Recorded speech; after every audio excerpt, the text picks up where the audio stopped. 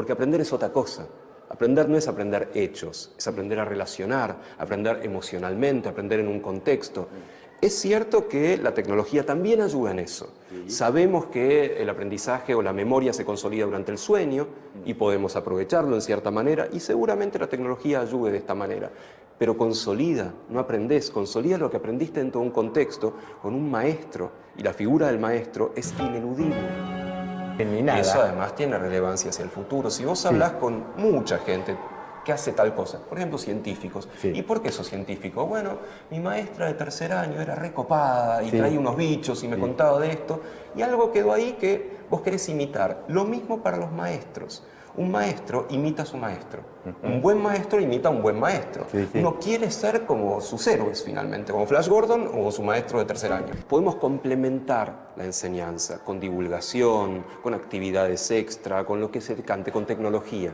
Pero la enseñanza se trata de eso, de enseñar y aprender. Hay novedades en el mundo, hay novedades muy recientes.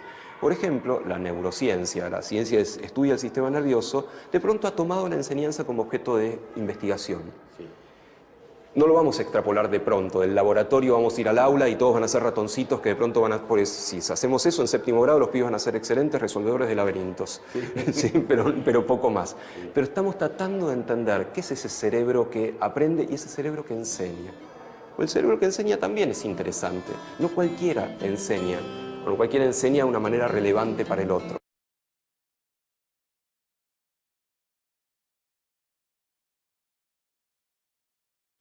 Yo estoy haciendo este programa de matemáticas que se llama Alterados por Pi, la primera temporada.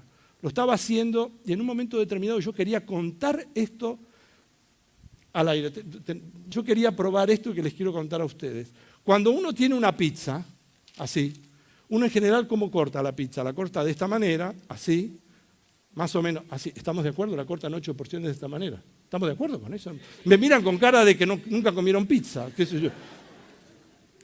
Yo quería mostrar lo siguiente, que si uno tiene una pizza así y la corta de esta manera, después puede cortar así, y así, y así.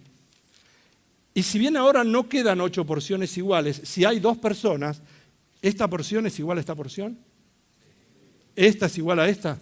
Esta es igual a esta y esta es igual a esta, ¿estamos de acuerdo? Yo digo, bueno, bárbaro, voy a probar esto. Y Claudio Martínez me dice, no, hagamos una cosa, Adrián, en lugar de hacerlo en un pizarrón, porque en la esquina hay una pizzería del canal. Me dice, traigamos 2 pizzas. Le digo, no, Claudio, le digo, mira, no traigamos pizzas, pues yo tengo esta sola ropa, yo no estoy acostumbrado a cortar pizzas. Mi trabajo de pizzero lo dejé hace tiempo, entonces yo voy a hacer esto, me voy a tirar toda la pizza encima, no vamos a poder grabar. Me dice, ¿por qué no hacemos una cosa? Traigamos al pizzero. Trajimos al pizzero. Al rato entró José, con un gorro enorme y con 2 pizzas. Entraba contentísimo, maquillado, y de pronto se dio cuenta que había iluminadores, camarógrafos, sonidistas, productores, gente que gritaba, etcétera, etcétera, se quedó tieso. Le digo, José, escúchame, yo lo conozco a José, le digo, escúchame, José, no te preocupes, quédate tranquilo, mira, yo te voy a explicar lo que tenés que hacer. Con una de las pizzas tenés que agarrar y cortarla como la cortás siempre. La segunda, la primera parte cortá de entrada, así como está esta, cortala así. Después yo te voy a ayudar. Voy a poner acá esto. Yo le digo, vos primero, la segunda, vos cortala así y después yo te sigo. Vos seguime. Empezamos la grabación y José estaba un poco nervioso, pero cuando yo cuento que quiero explicar todo esto, viene José y hace tac, tac, tac, y cortó la primera pizza perfecto. La segunda, José hace este corte. Y cuando yo le digo, bueno, ahora cortá como siempre, pero más arriba. Y José no cree mucho en la matemática. Entonces, él quería cortar más arriba, pero no mucho más arriba. Un poquitito más arriba, entonces no se notaba y yo le decía a José, dale, más arriba.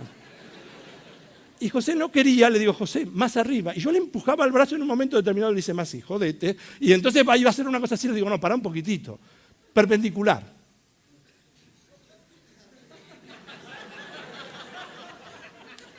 Entonces ahí me di cuenta de que José no entendía lo que era la palabra perpendicular. Estábamos grabando, entonces se quedó así, le digo, a 90 grados.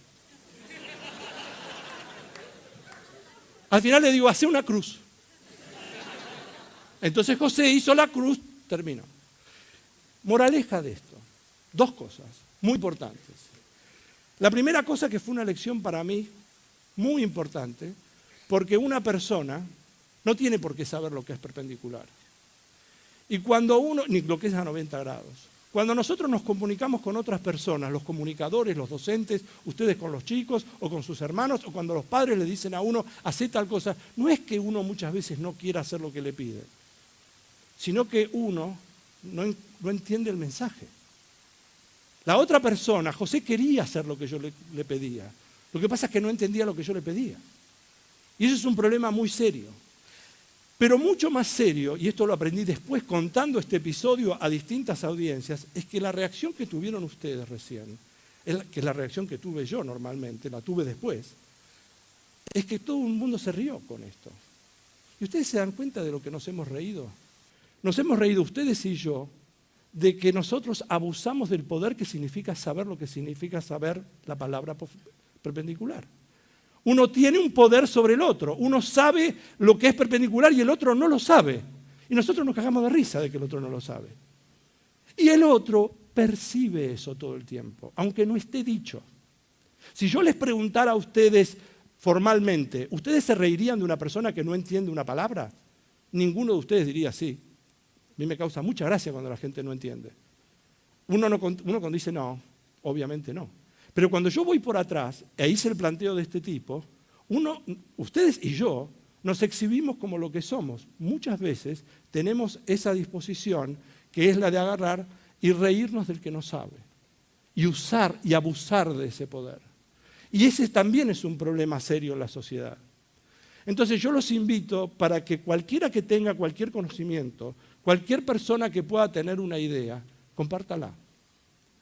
Y si todo el mundo está apurado por llegar a alguna parte, déjenme decirlo en función de lo que esta sociedad valora. Yo llegué, no hay nada.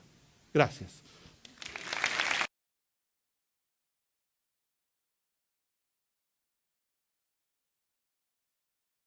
Me parece que, por un lado, cada vez somos individuos más significativos como trabajadores y a la vez nodos de una red cada vez más amplia que se va autoconectando con otras redes. Sí, creo que se dan esos dos fenómenos simultáneamente. Es más importante el trabajo en red y a la vez es más importante cada persona en sí misma. Porque todo lo que está produciendo todos estos avances tecnológicos es que se roboticen los trabajos rutinarios. Entonces el hombre como una mera pieza en una cadena de producción tiende a desaparecer. Entonces lo que se necesita de cada uno es lo que nos hace únicos, es nuestra creatividad, nuestra posibilidad de pensar las cosas desde nuestra óptica particular. Los negocios virtuales tienen grandes ventajas, que es que se necesita mucha menos cantidad de dinero para iniciar.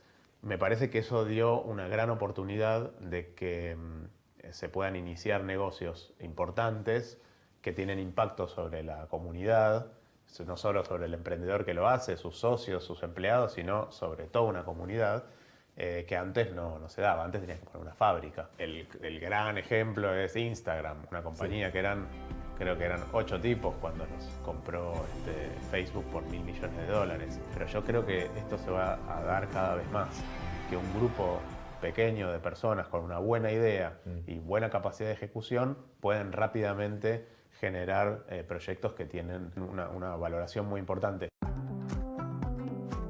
Yo creo que quizás es más disruptivo que la revolución industrial, porque hay un fenómeno muy interesante que es la desmaterialización de las cosas. Por ejemplo, una linterna hoy es una aplicación en el celular. Sí. Antes era un objeto físico. Hoy la mitad de la gente que tiene un teléfono inteligente, de estos que usamos para acceder a internet y correr aplicaciones, se bajó una aplicación de linterna. En 10 años, por ahí, un chico que nace va a pensar que linterna es una aplicación y solo el hijo de un minero va a saber que linterna también es un objeto con el que antes que te llevaba pilas y una lamparita y se usaba para iluminar. Pensar científicamente no se agota en problemas científicos, no se agota en pensar qué pasa si muevo esto, pensar racionalmente. Es una forma de mirar el mundo desde todas sus vertientes, no solamente en la ciencia. En el fondo no es formar científicos, formar mejores alumnos, En el fondo, formar mejores personas. Porque una persona que realmente se pregunta más allá de lo que se ve superficialmente, que quiere saber qué pasa si, que quiere cotejar opciones, es una mejor persona. Y además de que necesitamos chicos mejor formados, necesitamos seguir teniendo mejores personas. Y la ciencia, aunque parezca paradójico, sirve para eso, sirve para que seamos mejores. La ciencia en la escuela no es ciencia profesional, pero en cierta forma la imita a la realidad de una manera bastante convincente. ¿Por qué? Porque pretendemos que la ciencia en la escuela sea un recorrido científico, que parte de preguntas, y preguntas que van generando no respuestas, sino nuevas preguntas y nuevos experimentos. Esto, por supuesto, coincide con la ciencia profesional en que tiene una rutina, una repetición de experimentos, saber diseñar un experimento, entender qué es un control, qué son los casos, cómo se comparan, cosas que después aplicamos directamente en la verdulería, en el supermercado y en la vida diaria. Esa rutina está presente en la ciencia y debe estar presente también en la escuela. Pero además de la rutina, en la ciencia está muy presente la creatividad. El entender que las preguntas requieren un desarrollo creativo. No es lo mismo hacer una pregunta y decir, bueno, eso es trivial, voy a hacer un experimento cualquiera por sí o por no. Eso no es ciencia. La ciencia no es trivial en la mayoría de los casos. La ciencia requiere la creatividad de pensar esa pregunta y desarrollarla a la mayor posibilidad que tenga esa pregunta experimentalmente. En esto la ciencia se parece mucho a otros órdenes de la vida que tal vez no pensamos que es de esa manera. Se parece al arte, que también conjuga creatividad con rutina. ¿Y por qué no meter una perspectiva artística, una perspectiva de creatividad en la ciencia en el aula? De esa manera vamos a lograr que los alumnos acompañen esa sensación de eureka, esa sensación de mandíbula caída mucho más fuertemente. Esto es paradójico, ¿no? Uno piensa que uno se hace una pregunta y tiene que cerrar una puerta. Entonces, ya está, contesté esa pregunta, me dedico a otra cosa. La ciencia no funciona de esa manera. Y esto no es sencillo de comprender, ni para los profes, ni para los alumnos, ni para una persona en general. Una buena pregunta científica contestada creativamente me abre una nueva pregunta. Y eso es lo maravilloso que tiene la ciencia profesional y es lo que tenemos que importar a la ciencia en el aula.